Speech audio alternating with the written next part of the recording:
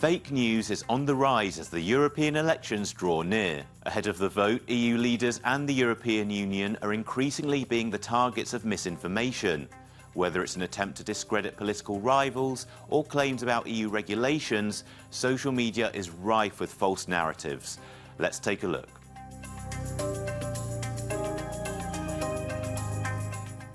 The dramatic shooting of Slovakia's Prime Minister Robert Fico has prompted swathes of politically motivated misinformation online. Social media users are claiming that this picture shows Fico's alleged attacker alongside Martin Šimečka, the father of the leader of the opposition party Progressive Slovakia. Slovakian media has identified the alleged shooter as self-described writer Juraj Sintula. However, the picture in the posts doesn't show Sintula and Šimečka together. The second man in the picture isn't Šimečka at all, and the photo itself comes from one of Sintula's book launches in 2019. Facebook itself has now labelled the post as false information. The attempted false association of the attack on Fico with his political rivals remains particularly dangerous ahead of the European elections. Across the border in Poland, Prime Minister Donald Tusk has been accused of attacking the notion of Polishness as an identity. A picture posted on TikTok claims that Tusk called Polishness an abnormality that comes to him with painful persistence. The Prime Minister did state those words,